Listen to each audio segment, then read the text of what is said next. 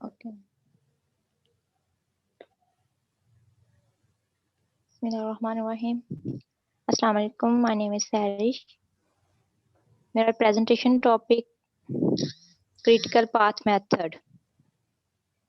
Critical path method is a project management technique used to complete projects on time. Critical path method एक project management technique है जो कि इसलिए इस्तेमाल होती है ताकि हम अपने प्रोजेक्ट को टाइम पर मुकम्मल कर सकें। Critical path is a sequence of activities between a project start and finish that takes the longest time to complete. वैसे तो जब हम ये पूरा प्रोसेस करेंगे तो हमारे पास काफी पाथ्स जो है at the end find out होंगे, लेकिन हमें उनमें से वही चूज करना होगा जो कि क्रिटिकल होगा। क्रिटिकल पाथ वो होगा जिसका सिलेक्ट टाइम 0 होगा। Critical path is based on mathematical calculations and it is used for scheduling project activities. Critical path जो है ये ज्यादातर मैथमेटिकल कैलकुलेशन पे बेस करता है। It is used when we are pretty sure about the duration of each task. जब हमें ये क्रिटिकल पाथ फाइंड आउट करने के लिए हमें श्योर होना चाहिए, जो इसका टास्क के ड्यूरेशन आता है ना, वो हमें ऑलरेडी श्योर होना चाहिए। In 1950, next slide. In 1950, critical path method was developed by Kelly and Walker to assist in building and maintenance of chemical plants. The initial critical path method was used for managing plant maintenance projects. 1950 में कैली और walker ये दो लोग थे, इन्होंने इसको invent किया था ये मेथड। और स्टार्ट में ये जो मेथड था ये केमिकल प्लांट्स की मेंटेनेंस के लिए यूज किया जाता था, केमिकल प्लांट्स प्रोजेक्ट्स के लिए। बाद में इसमें और भी प्रोजेक्ट्स ऐड होते गए। Next, different where is it used, different projects में ये यूज होता है। सॉफ्टवेयर डेवलपमेंट प्रोजेक्ट्स में यूज हो सकता है, कंस्ट्रक्शन प्रोजेक्ट में भी ये यूज होता है critical path method, research project में और प्रोडक्ट डेवलपमेंट में। नेक्स्ट है technical terms used in critical path method. Critical path method में जो टर्म्स यूज होती हैं उनमें सब फर्स्ट पे activity. An activity is a part of the project denoted by an arrow on the network. The tail of the arrow indicate the start of the activity whereas the head indicate the end of activity. ये activity जो है ये project का part है जो arrow से जिसे हम डिनोट करते हैं। ये नेटवर्क डायग्राम में जो भी एक्टिविटी को हम डिनोट करने के लिए एरो का यूज करते हैं। The durations of the activities are written along their arrows. जो एक्टिविटीज का ड्यूरेशन हमें गिवन होगा वो हम एरो के साथ ही नेटवर्क डायग्राम में मेंशन करते हैं। Dummy activity, the activity which neither uses any resources nor any time for its completion is called dummy activity. It is represented by a dotted arrow or solid arrow with zero time duration. Dummy activity, जब भी हम ये diagram बनाते हैं हमारे पास different activities होती हैं। एक ऐसी एक्टिविटी जो ना कोई रिसोर्सेज पूरी during completion of the project, ना कोई रिसोर्स कंज्यूम करे और ना ही कोई कंप्लीशन टाइम हो उसका, तो वो एक्टिविटी को हम डमी एक्टिविटी बोलते हैं। उसको हम अगर नेटवर्क डायग्राम में डॉटेड एरो से डिनोट करते हैं। Event, event is the stage और point where all previous job merging in it are completed and the job bursting out are still to be completed. Event ये वो point और stage होती है जहाँ पे जो दो या टू और मोर एक्टिविटीज जहाँ पे मर्ज होती हैं वो कंप्लीट हो जाती हैं। उनमें से एक एक्टिविटी जो बस्ट एक्टिविटी है उसे वो आउट कर देता है वहां से, जो कि अभी कंप्लीट नहीं हुई होती। उस पॉइंट को हम इवेंट बोलते हैं। Event one is the starting point of the project. Event जो फर्स्ट पे इवेंट होगा वो जाहिर बात है स्टार्टिंग पॉइंट होगा प्रोजेक्ट का। नंबर 4 पे early start time. The earliest possible time at which an activity may start is called early start time. Earliest possible time जहाँ से एक्टिविटी हम स्टार्ट करते हैं वो अर्ली स्टार्ट टाइम होता है एक्टिविटी का। Early finish time, the sum of the earliest start time of an activity and the time required for its completion is called early finish time. Early start time जिस time पे activity start हुई है वो time, उसमें हम उसका duration जो हमें ऑलरेडी गिवन होगा वो उसमें ऐड कर देंगे तो हमारे पास अर्ली फिनिश टाइम हो जाएगा। सर इसका फार्मूला मैंने मेंशन किया। Late start time, the latest possible time at which an activity may start without delaying the date of the project is called late start time. जहाँ पे तमाम activities जहाँ हम इसका फॉरवर्ड पास परफॉर्म कर रहे होते हैं, तो जहाँ पे जो एक्टिविटीज है ना फिनिश होती हैं, वहां से जो नेक्स्ट बैकवर्ड पास में एक्टिविटी हम स्टार्ट करते हैं वही इसका सडनली जिस पॉइंट से स्टार्ट करते हैं वो लेट स्टार्ट टाइम होता है, late finishing time. The sum of the late start time of an activity and the time required for its completion is called late finish time. Next हमारे पास है total float. The difference between the maximum time allowed for an activity and its estimated duration is called total float. It is generally denoted by S. S for slack. इसको float भी बोलते हैं, slack time भी बोलते हैं. Project की whole duration पर कोई भी एक्टिविटी अगर हम स्लिप कर जाते हैं तो वो जो अमाउंट ऑफ टाइम होगा उसे हम फ्लोट या स्लैक टाइम बोलते हैं. Critical activities. The event which has not float are called critical activities. वो इवेंट जिनका जो हमारे पास स्लैक टाइम वो 0 आएगा वो क्रिटिकल एक्टिविटीज होंगी. The critical event are required to be completed on schedule. इन शेड्यूल पे कंप्लीट करना जरूरी होता है. Critical path. The path in which network joining the critical event is called a critical path. Network diagram में जो different critical path होते हैं उन्हें ज्वाइन करने के लिए क्रिटिकल इवेंट्स एक्टिविटीज जो होती हैं उनको ज्वाइन करने के लिए जो हम पाथ बनाते हैं वो क्रिटिकल पाथ कहलाते हैं. नेक्स्ट डायग्राम में है कि इसमें जो पॉइंट 6 है इवेंट 6 है उस पे वो बता रहा है कि इवेंट 6 ये वो पॉइंट है जहाँ पे 3-4 एक्टिविटीज B3 F3 H2 और K2 ये मर्ज हो रही हैं और ये एक एक्टिविटी L4 यहाँ से बस्ट हो रही है, वो आगे आउट हो रही है. ये एक एग्जांपल के तौर पे आपको दिखाया हुआ. नेक्स्ट 6 स्टेप और identify critical path. Critical path को फाइंड करने के लिए जो स्टेप्स हैं, first of all specify the activity duration and dependencies. हमें एक्टिविटीज ड्यूरेशंस और डिपेंडेंसीज ऑलरेडी पता हो. Draw network diagram. देन हमने उसकी नेटवर्क डायग्राम ड्रा करनी है. Perform the forward pass to identify early start and early finish time for the network. Early start और early finish time network के लिए फाइंड करने के लिए फॉरवर्ड पास परफॉर्म करना है. Perform the backward pass to identify all late start and late finish time for the network. Network के लिए लेट स्टार्ट और लेट फिनिश टाइम परफॉर्म करने के लिए बैकवर्ड पास परफॉर्म करना है. Calculate the slack time. Slack time पर calculate करना है. Identify the task on critical path with zero float. वो पाथ हमने फाइंड करने हैं जहाँ पे फ्लोट टाइम जिनका 0 है. नेक्स्ट एक एग्जांपल के थ्रू हम इसे समझते हैं. हमारे पास एग्जांपल है, इसमें टास्क ड्यूरेशन और प्रीडिसेसर्स उनके ये गिवन है. अब हमने क्रिटिकल पाथ फाइंड करना है. ये टर्मिनोलॉजीज हैं. इस बॉक्स में जो आईडी है वो रिप्रेजेंट टास्क आईडी को करेगा. डी ड्यूरेशन के लिए ES early start, EF early finish, LS late start, LF late finish और S स्लैक के लिए. नेक्स्ट सबसे पहले हमने इसमें फाइंड करना है इसकी एक्टिविटी और ड्यूरेशन. एक्टिविटी जो A है हमारे पास उसका ड्यूरेशन इधर टेबल में गिवन है हमारे पास कि 2 है और इसका प्रीडिसेसर कोई भी नहीं है, इसलिए एक्टिविटी को हमने फर्स्ट पे लिया. एक्टिविटी A को फर्स्ट पे ले लिया, इसका ड्यूरेशन साथ मेंशन कर दिया. नेक्स्ट एक्टिविटी आ रही है हमारे पास टेबल में B. एक्टिविटी B ड्रा की, उसका ड्यूरेशन 2.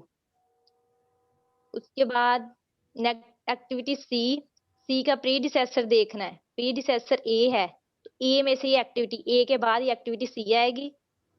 C का ड्यूरेशन साथ 1 मेंशन हो गया. उसके बाद एक्टिविटी D है. D का भी प्रीडिसेसर A है. D को भी हमने A से नेक्स्ट लेके जाना है. D का ड्यूरेशन 3 है वो इसके साथ. नेक्स्ट एक्टिविटी E के प्रीडिसेसर 2 हैं C और D. तो डायग्राम में ऐसे मेंशन कर दिया. मैम ये ऐसे पॉइंटर माउस का इधर मेरे पास नहीं. नेक्स्ट एक्टिविटी F, उसका ड्यूरेशन 3 है उसके साथ मेंशन कर दिया. G का प्रीडिसेसर भी 2 है E और F दोनों से G को हमने एक्टिविटी जो है वो ड्रा कर दी, उसके साथ उसका ड्यूरेशन 2 मेंशन कर दिया. नेक्स्ट स्टेप में हमने फॉरवर्ड पास परफॉर्म करना है. फॉरवर्ड पास में हमने अर्ली स्टार्ट और अर्ली फिनिशिंग टाइम जो है फाइंड आउट करना है. एक्टिविटी A का जो स्टार्ट टाइम है वो 0 है हमारे पास. अर्ली फिनिशिंग टाइम इसका आएगा early start time plus duration. इसका स्टार्ट टाइम 0 इसलिए क्योंकि इससे पहले कोई भी एक्टिविटी है नहीं है तो 0 से स्टार्ट होगी. इसका जो फिनिशिंग टाइम है इसमें ड्यूरेशन प्लस करना है. A का अर्ली स्टार्ट टाइम 0 है और इसका ड्यूरेशन 2 है तो 0 + 2 इसका अर्ली फिनिशिंग टाइम हो गया. नेक्स्ट बी का अर्ली स्टार्ट टाइम, बी का अर्ली स्टार्ट टाइम वो होगा जो एक्टिविटी ए का फिनिशिंग टाइम होगा, अर्ली फिनिशिंग टाइम होगा, वो एक्टिविटी बी का अर्ली स्टार्ट टाइम होगा। क्योंकि ये इसका प्रीडिसेसर है ना, ए एक्टिविटी का प्रीडिसेसर कोई नहीं था इसलिए उसका 0 लिख दिया, और बी का है प्रीडिसेसर ए का फिनिशिंग अर्ली फिनिशिंग टाइम 2 है तो इसका अर्ली स्टार्ट टाइम 2 हो गया। देन इसका ड्यूरेशन 2 है, 2 + 2 ऐड किया तो 4 इसका अर्ली फिनिश टाइम हो गया। सी का भी प्रीडिसेसर ए है, ए का अर्ली फिनिश टाइम 2 है, सी का अर्ली स्टार्ट टाइम 2 हो गया, और इसमें इसका ड्यूरेशन ऐड करके सी इसका अर्ली फिनिशिंग टाइम हो गया। देन एक्टिविटी डी का अर्ली स्टार्ट, डी का भी प्रीडिसेसर ए ही है तो इसका अर्ली स्टार्ट टाइम जो ए का अर्ली फिनिशिंग टाइम है 2 वो हो गया। देन इसमें इसका ड्यूरेशन 3 है, वो ऐड करने से 5 इसका अर्ली फिनिशिंग टाइम हो गया। देन एक्टिविटी ई के प्रीडिसेसर्स 2 हैं, सी और डी। जब मोर देन वन प्रीडिसेसर्स हो तो उस केस में क्या करना है, when more than one predecessors pick the larger number, तब हमने लार्जर नंबर जो होगा वो पिक करना है। ई के प्रीडिसेसर्स 2 हैं, सी और डी। सी का जो अर्ली फिनिशिंग टाइम है वो 3 है, डी का अर्ली फिनिशिंग टाइम 5 है, तो इसमें जो ग्रेटर वैल्यू है वो डी की है 5 है, इसलिए हमने 5 को पिक कर लेना। ई का अर्ली स्टार्ट टाइम 5 हो गया और अर्ली फिनिशिंग टाइम इसमें इसका ड्यूरेशन प्लस किया, ड्यूरेशन 1 था 6 हो गया इसका early finishing time. Then activity F का प्रीडिसेसर बी था, बी का अर्ली फिनिशिंग टाइम 4 था, उसमें इसका ड्यूरेशन 3 ऐड कर दिया 7 इसका अर्ली फिनिशिंग टाइम हो गया। देन एक्टिविटी जी, इसके भी 2 प्रीडिसेसर्स हैं ई एंड एफ, इनमें ई का अर्ली फिनिश टाइम 6 है, एफ का अर्ली फिनिशिंग टाइम 7 है, ग्रेटर वैल्यू एफ की है तो हमने एफ की वैल्यू ले ली। जी का अर्ली स्टार्ट टाइम 7 हो गया, उसमें उसका ड्यूरेशन प्लस किया 9। ये जो 9 हमारे पास ये जो लास्ट एक्टिविटी है जहाँ पे हमारी डायग्राम एंड हो रही है, इसका जो अर्ली फिनिशिंग टाइम आएगा ये हमारी पूरी डायग्राम का तमाम एक्टिविटीज का जो मैक्सिमम टाइम जो है ना वो हमारे पास आ गया 9। देन हमने हमारे पास early start early finishing time आ गया। अब लेट स्टार्ट और लेट फिनिशिंग टाइम हमने फाइंड आउट करना है तो उसके लिए हमें बैकवर्ड पास परफॉर्म करना पड़ेगा।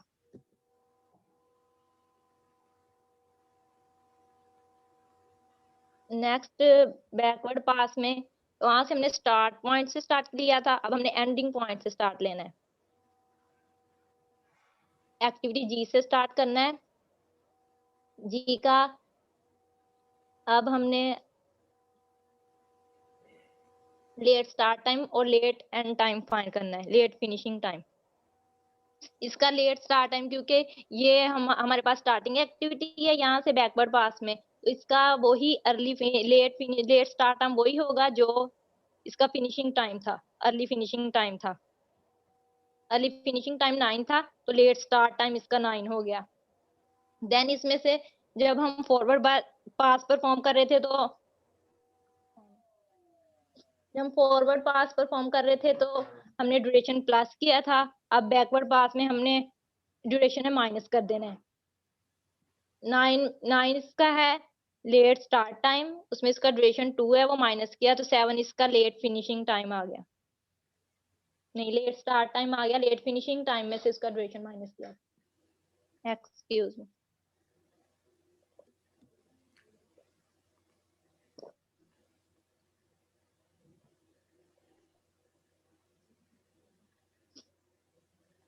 नेक्स्ट हमारे पास है, अब जो जी है ये सक्सेसर है 2 एक्टिविटीज का, एफ का और ई का। जी के बाद हमने एक्टिविटी एफ पे आ जाना है। एफ का जो लेट स्टार्ट टाइम होगा वो नेक्स्ट एक्टिविटी जी के बाद एक्टिविटी एफ पे आगे, इसका जो लेट फिनिशिंग टाइम होगा वो वही होगा जो एक्टिविटी जी का लेट स्टार्ट टाइम था, वो उसकी सक्सेसर एक्टिविटी का लेट फिनिशिंग टाइम हो जाएगा। जी का लेट स्टार्ट टाइम 7 था तो एफ का लेट फिनिशिंग टाइम 7 हो गया, और ई भी, जी जो है ये 2 एक्टिविटीज एफ और ई का सक्सेसर है, तो एफ और ई का दोनों का जो लेट फिनिशिंग टाइम होगा वो जो जी का लेट स्टार्ट टाइम होगा वही आ जाएगा 7 ही एफ का 7 ई का। एफ का लेट फिनिशिंग टाइम 7 है, उसमें से उसका ड्यूरेशन 3 वो माइनस किया तो 4 इसका लेट स्टार्ट टाइम आ गया। नेक्स्ट एक्टिविटी ई का सेम ऐसे ही 7 उसका लेट फिनिशिंग टाइम था, उसमें उसका ड्यूरेशन 1 था, 1 माइनस किया तो 6 उसका लेट स्टार्ट टाइम आ गया। उसके बाद एक्टिविटी डी का लेट फिनिशिंग टाइम वही है जो एक्टिविटी ई का लेट स्टार्ट टाइम था, उसमें से 6 आ गया, उसमें से उसका ड्यूरेशन 3 वो माइनस किया तो 3 उसका लेट स्टार्ट टाइम आ गया। देन एक्टिविटी सी, उसका सक्सेसर भी ई है, ई का लेट स्टार्ट टाइम 6 था, सी का लेट फिनिशिंग टाइम 6 आ गया, सी का ड्यूरेशन 1 है, 6 माइनस 1 5, 5 सी का लेट स्टार्ट टाइम आ गया। देन एक्टिविटी बी पे 4 का बी का सक्सेसर एफ है, एफ का लेट स्टार्ट टाइम 4 था, बी का लेट फिनिशिंग टाइम 4 आ गया, उसमें उसका ड्यूरेशन बी का 2 है, 4 में से 2 माइनस किया तो बी का लेट स्टार्ट टाइम आ गया। देन एक्टिविटी ए पे आ जाते हैं, तो ए पे देखें तो इसके 3 सक्सेसर हैं, B C and D. When more than one successor pick the smallest number. जब हमने फॉरवर्ड पास परफॉर्म किया था तब हम लार्जेस्ट नंबर पिक कर रहे थे, अब हम बैकवर्ड पास में तो हमने स्मॉलेस्ट नंबर पिक करना है। ए के लिए देखें तो बी का लेट स्टार्ट जो है 2 है, सी का 5 है, डी का 3 है, इनमें स्मॉलेस्ट नंबर बी का है तो वो हमने पिक कर लिया। ए का लेट फिनिशिंग टाइम 2 आ गया और ए का ड्यूरेशन भी 2 ही है, फिनिशिंग टाइम में से ड्यूरेशन माइनस किया तो 0 ए का लेट स्टार्ट टाइम आ गया। अब इस स्टेप को परफॉर्म करने के बाद हमारे पास लेट स्टार्ट टाइम और लेट फिनिशिंग टाइम भी आ गया। नेक्स्ट हमने स्लैक टाइम फाइंड करना है।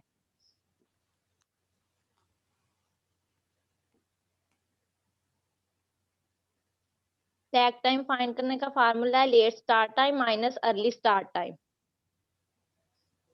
लेट स्टार्ट एक्टिविटी ए का देखें, लेट स्टार्ट टाइम 0 था और अर्ली स्टार्ट टाइम भी 0 था, 0 माइनस 0 0, 0 इसका स्लैक टाइम आ गया।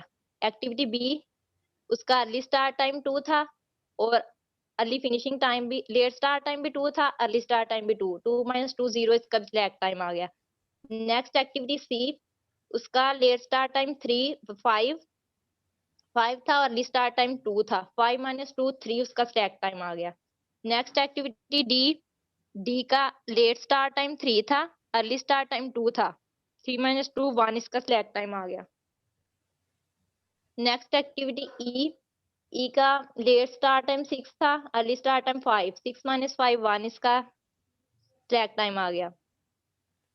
देन एक्टिविटी एफ का लेट स्टार्ट टाइम भी 4 था, अर्ली स्टार्ट टाइम भी 4, 4 माइनस 4 0 इसका स्लैक टाइम आ गया।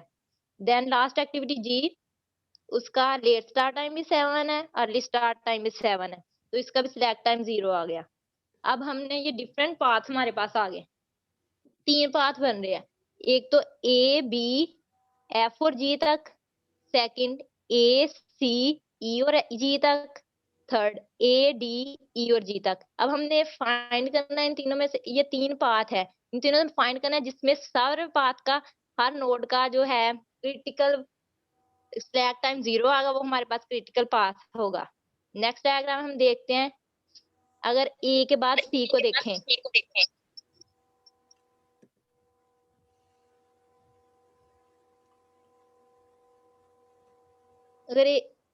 अगर ए के बाद सी को देखें तो सी का भी स्लैक टाइम 0 है, यहाँ पे कंडीशन सेटिस्फाई हो रही है, लेकिन सी के बाद है ई पे कंडीशन आके फुलफिल नहीं हो रही, ई का स्लैक टाइम 1 है, तो हमने सेकंड पाथ जो है वो ट्राई करके देखते हैं।